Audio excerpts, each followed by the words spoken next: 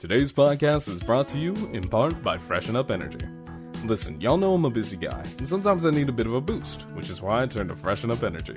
With 100 milligrams of caffeine derived from coffee beans, vitamins B, C, and D, and zero sugar, Freshen Up has become my new go-to for getting things done.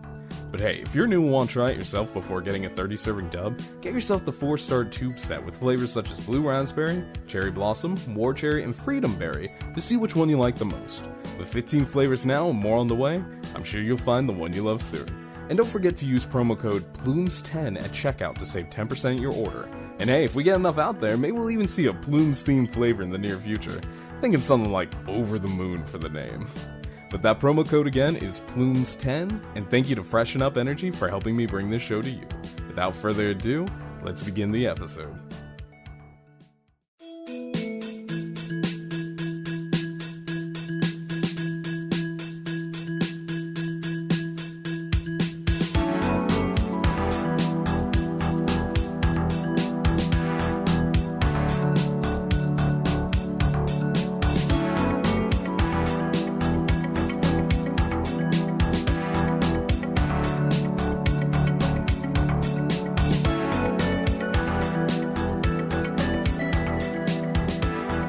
Hello everyone and welcome to PlumesCast. My name is Seth, aka PhantasmaPlumes. I'm coming to you pre-recorded from the Observatorium.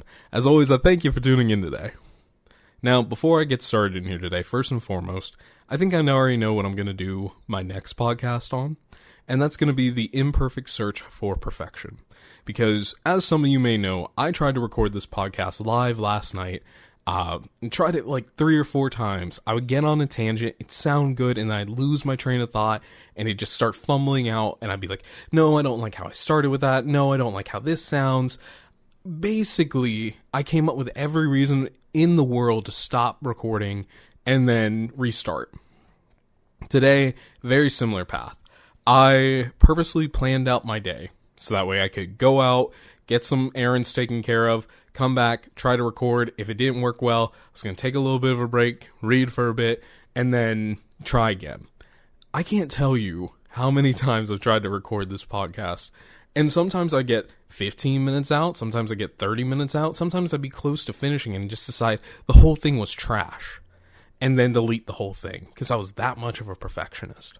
So I'm going to do myself a bit of a challenge here. Not because, one, I'm on a bit of a time constraint before my sweet fiance comes home, and I want to spend time with her the second she gets back, but also because I want to prove to myself that I can do a short-form podcast, get over everything I'm talking about, and, more importantly, do it in a way that I can be extremely confident about throughout the entire runtime. Now, before I even get into that, I do want to preface this by saying I'm not sitting here and criticizing all my past work, like the hour-long podcast, the 30-minute-long podcast, all that fun stuff. I'm not criticizing it. I love the conversations that we've had. It's just, I need to be able to prove to myself right here and now that I can have this conversation with y'all. It doesn't need to be this long, drawn-out thing that I start questioning myself about. I can have a good, concise bit. And then next week, after we've done this podcast episode, I want to go into the deep depth of like why it's so fucked to be chasing after perfectionism. Because, you know what, to make mistakes is to be human. And how to be a little bit kinder to yourself as I go and teach myself, a couple of different things and remind myself, hey, this is something that it's not necessarily a professional podcast. It's me having fun, talking with y'all, and reminding y'all that no matter what you're doing in life, you are doing the best you can do at this current time, and, more importantly, tomorrow will come. And, also more importantly on top of that, no matter what you've gone through in life, you can absolutely come back from it. And there are people out there who've gone through similar things and are still fighting now. You can't give up. That said, I really wanted to have a conversation with y'all this week about being passive when being productive. Because, as I told y'all last week in the, really just strained out words that came out of my mouth during last week's podcast, which I think in turn has made me try to be hyper perfect on this podcast, is I've learned that sometimes when you're working on these big fucking projects that you have to take a step back. Even if you are the lead on this, you have to take a step back and let some of this play out. Because otherwise, you're just going to stress yourself out to high hell. Now, this idea wasn't originally something I came up with. This was something that Reimu came up with and brought up to me, and she's like, you know what? I think you stumbled upon a really good topic for PlumesCast this week. I'm like, oh, elaborate. She says, you made mention of how when you weren't productive, you'd shift to something else, and it just kind of, cost you in some kind of way. Why don't you elaborate on that? So I'm going to do just that. Thank you, Reimu, for the wonderful idea. But seriously, this past couple of months, as I have worked with people above me, below me, in every different company that I've come across, I've learned that there are really three big benefits to being quote unquote passive on a situation. And it's funny. When you talk about productivity, especially in the modern age, people say you have to hustle. There are entire, quote unquote courses really focusing on waking up at 5 a.m. and going to the gym and doing things for yourself before you go into work. And then after you get off of work, you have to spend this much time on your side project to make it worthwhile. And here's 30 AI books that I've quote unquote written to make this possible. It only costs you $50 a month.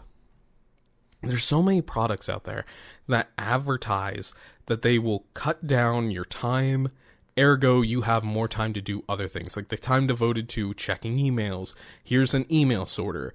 When you have new technology such as voicemail, and which granted wasn't new technology to these days, but basically you didn't have to get back on the phone with somebody so quickly. We found avenues to save time.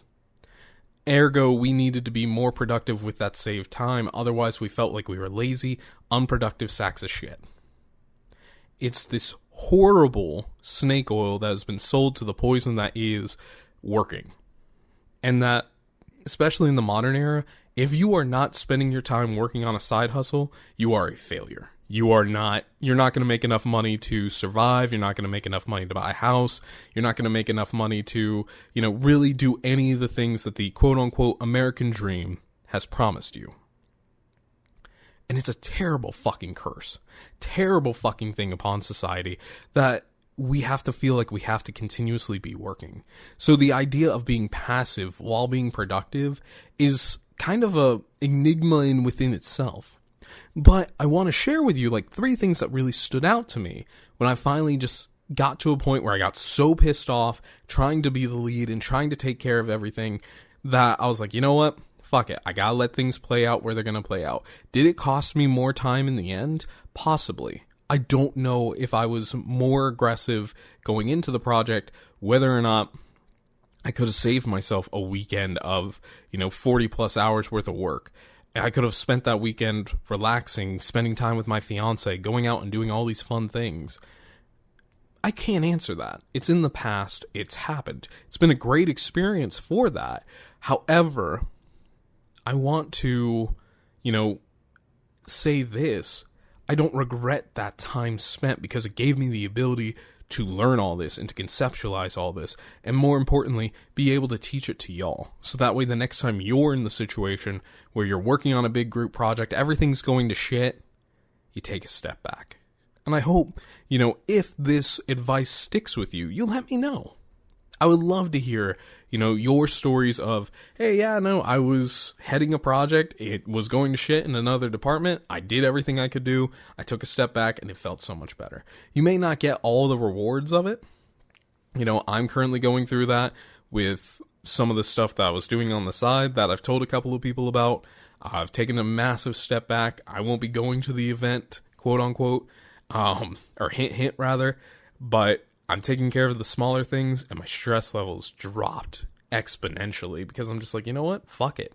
I can't fix the problems that you won't address. And that, honestly, is one of the big things that being passive has taught me.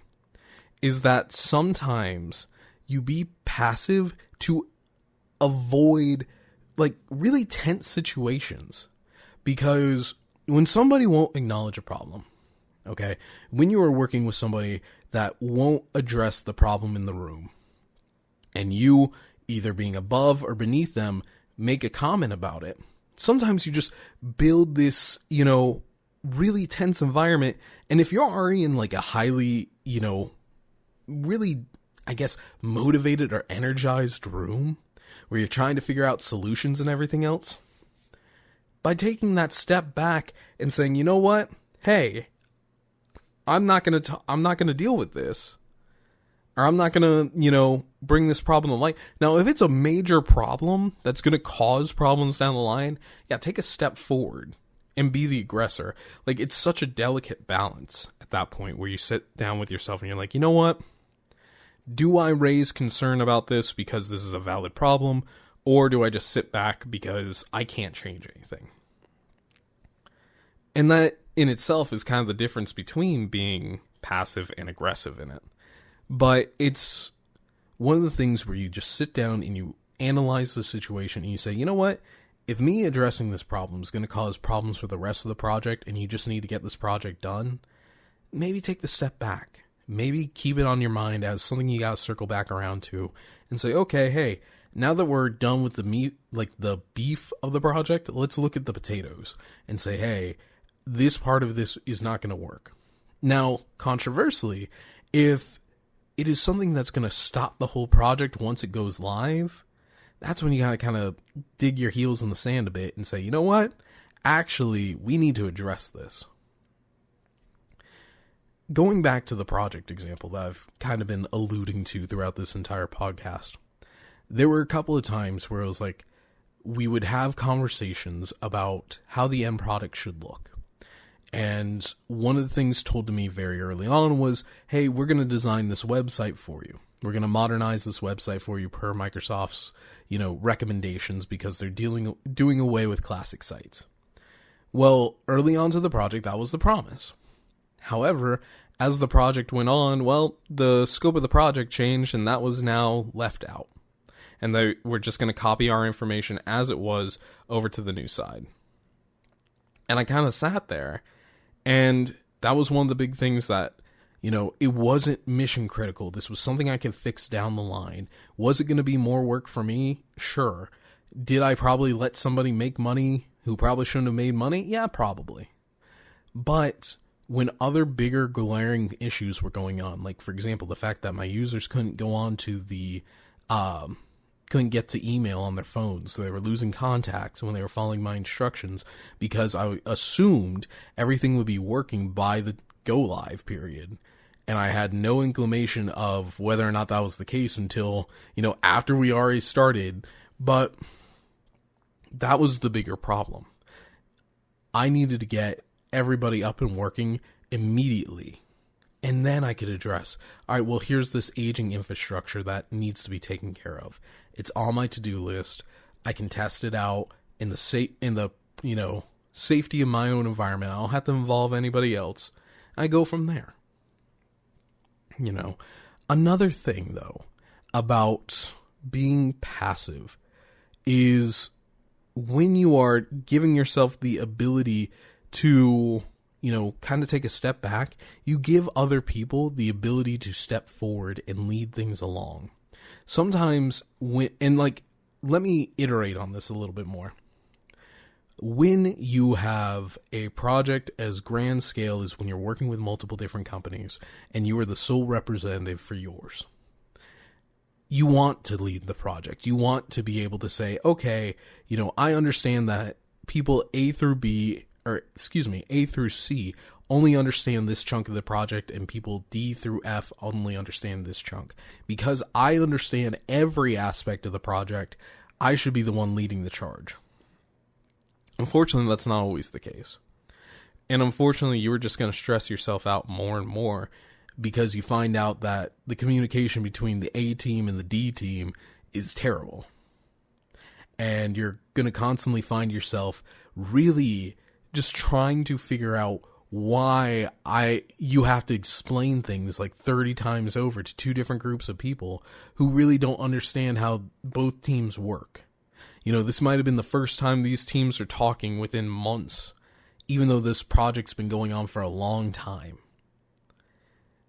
And in doing so, when you allow other people to take lead, it gives you the opportunity, even if they don't understand everything, it gives you an opportunity and an insight into their world and makes you understand why they are doing the things that they are doing. You know, again, I've talked about this project in length, and one of the things that I really was agitated with was I felt as though our company had already met all the standards that this project was trying to do, and then some. And to me, it was somebody else coming in and ripping apart our group to, you know, essentially put a little bit of Big Brother into it. When in reality, what I should have done is taken a step back earlier on. And mind you, I've had conversations, and like, here's the thing too, is if you're in these like situations, having conversations with your team and your management is sometimes some of the best things you can do, because it gives you that insight into the other person's world that makes you kind of, you know, maybe not agree with it, but understand why they're doing it. And those conversations I have with my boss, who I consider my mentor through all of this, are some of the most like prolific, but some of the most, you know, I'm just going to say the best things that I've learned this entire project. And just by being able to take that step back, not only do you show a little bit more maturity on your own accord, because you don't have to feel like you're controlling everything. And it's hard. I know, you know, in certain project environments, this is your baby that they're coming in and they're doing everything to. And you look at it and it's just like, you don't understand what you're doing. You don't understand what you're saying. You know, shut the hell up and let me do my thing. But by giving those other people the opportunity to, you know, speak their piece, then you can kind of figure out ways to make the project go even better. And you start finding out like, well, you know, I hear you saying that you want to go through, and let's say, for example, you know, you want to move a copier. You want to move a copier from somebody's office to another side of the building, because one person in particular is complaining like crazy that they have to walk all the way across a, you know, 1,000 square foot building to, you know, get to somebody's office. Obviously, it's never just that easy. I'm sure it happens. But by hearing the complaint, by hearing what their, you know, modus operandi is, what they want to accomplish by doing this project, you can then suggest better alternatives to then say, you know what? Hey, I hear what you're saying. I hear the complaint. However, if we do this like this and something doesn't work, like say, for example, the copier's out of the Wi-Fi range, well, now we have more people that are upset. So let's find a compromise between our existing solution and what you're promoting here. And you end up just moving the copier in the middle.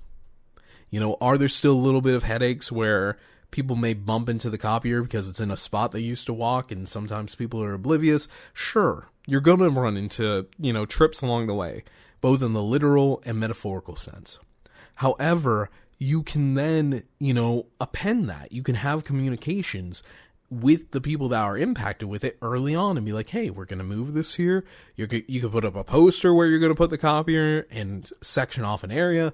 Be like, hey, you know, this plant is sitting here to let you know the copier is on its way. You know, something. You find more similarities sometimes by being passive in, you know, productive situations. Now, let's just say something though. And I'm going to turn this around and talk about the cons of being passive in certain situations. And one of the things that come with that is sometimes you don't get that middle ground, depending on what the project is and who you're working with. And sometimes you end up sacrificing your own needs and desires by constantly prioritizing others when you allow yourself to be passive in these conversations. The problem that ends up the issue that results from this is you end up you start questioning yourself. You get frustrated with yourself. You're like, why didn't I speak up about this? And other people might come to you and be like, hey, why the hell is this here? Because they don't understand that you had this project about moving a printer. They don't understand that you're moving the cheese because, maybe this makes it easier for everybody. They just know that the cheese is moved. In fact, there's a great book. I forget who the author is, so I half-assingly recommending it here. But it's called Who Moved the Cheese? And it's a whole book about how to deal with change in the workplace as a manager. One of which I highly recommend. But, that said, sometimes these people come to you and it ends up making you start to feel resentment towards, the people that you worked with that came up to this decision. You feel frustrated because you sacrificed your own ideas and that of other people to appease somebody else who may or may not be impacted by it in the long run. And most importantly, you start to doubt yourself as a decision maker. And you're like, bro, why did I let this happen?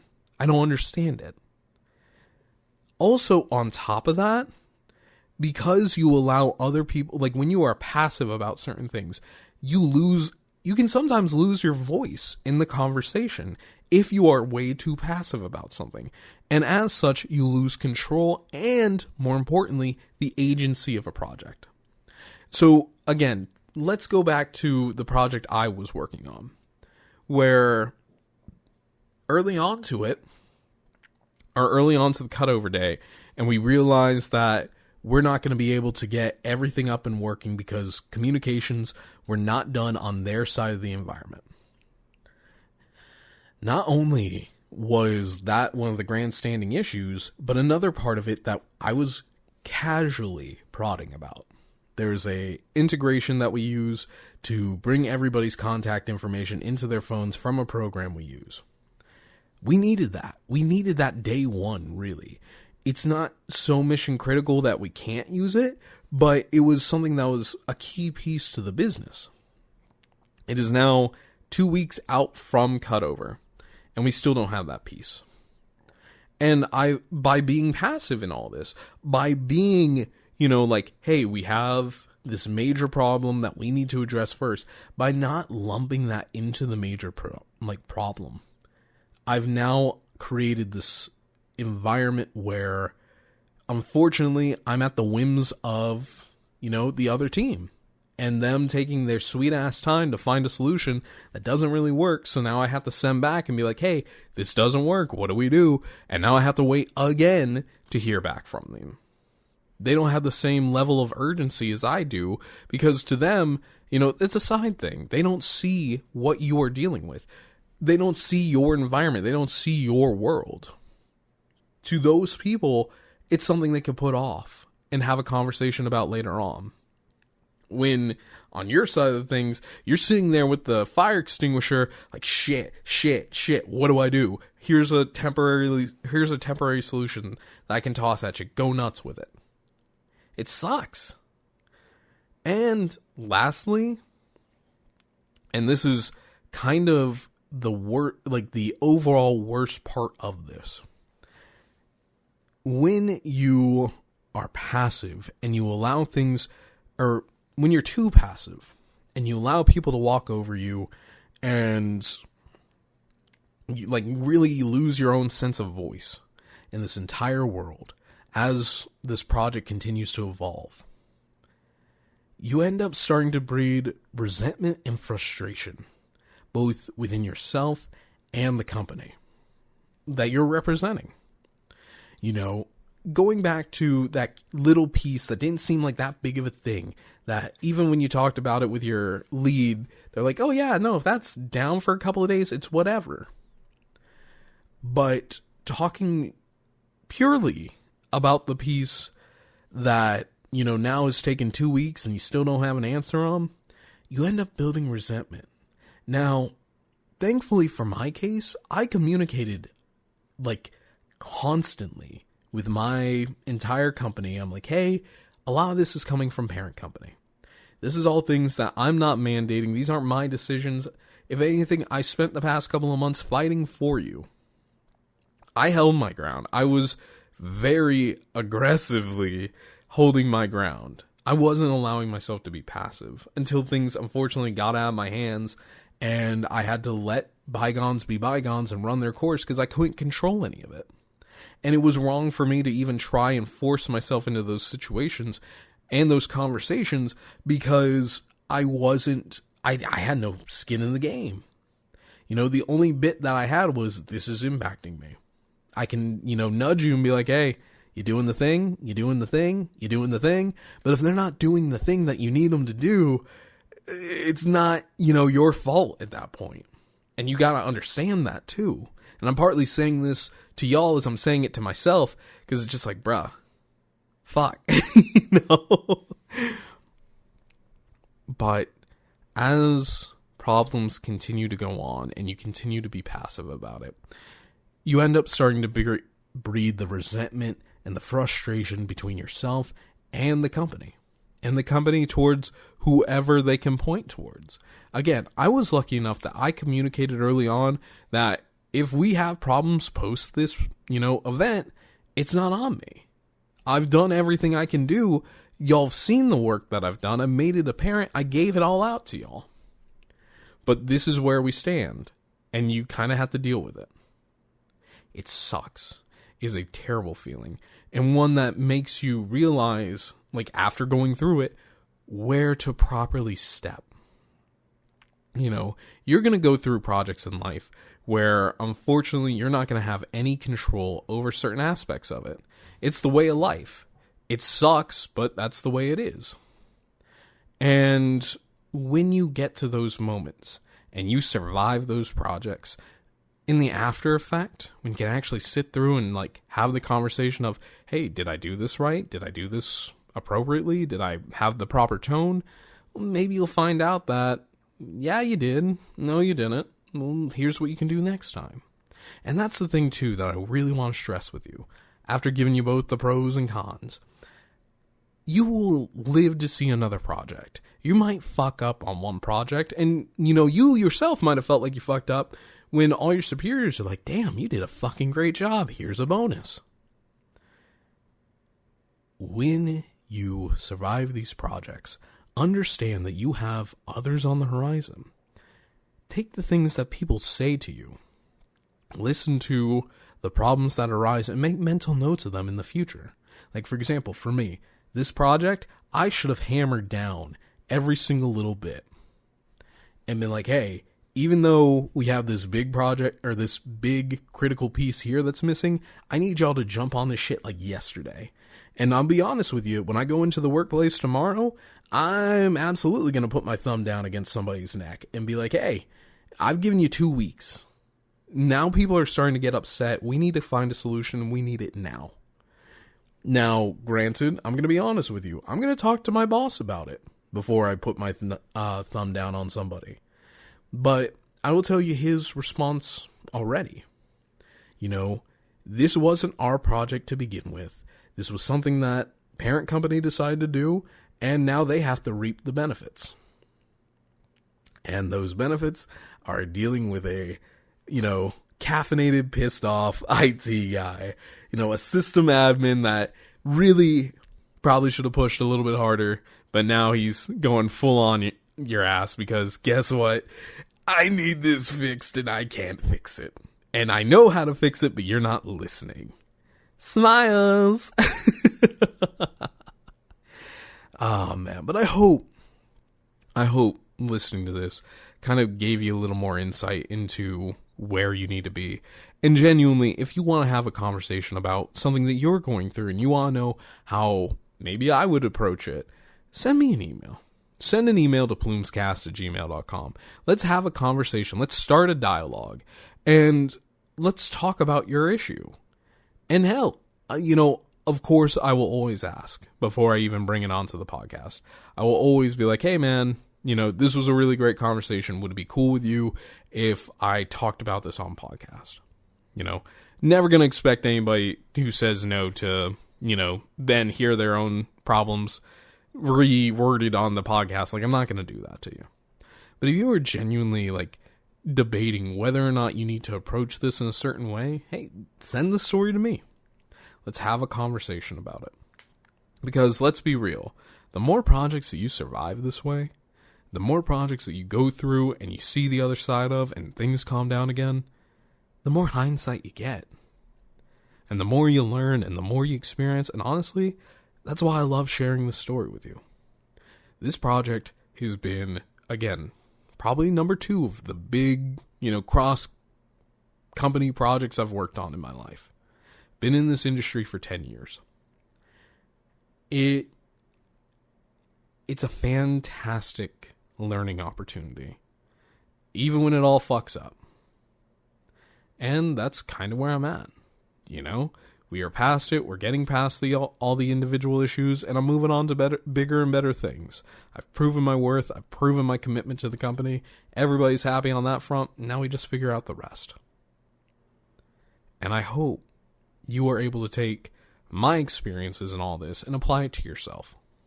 That's always the goal of the podcast. But as I promised earlier on, before I started going on my whole ass rant, I said I wanted to have a shorter podcast today because I wanted to prove I could do this. I could have a strong podcast, be a little bit shorter, but something I could be really proud of.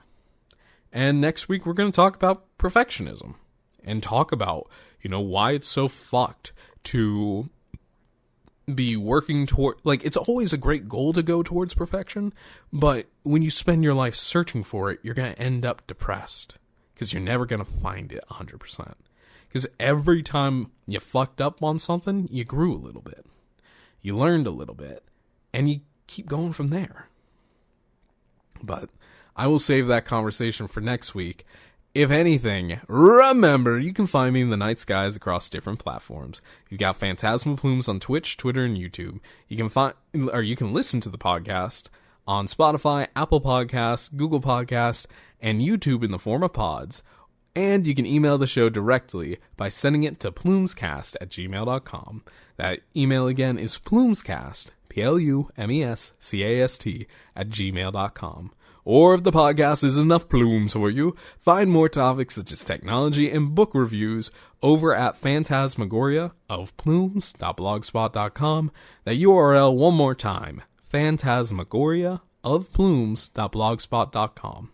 Guys, thank you all so much for listening in. And as always, I'll talk to you again from the stars very soon. Till next time, everyone. Bye-bye.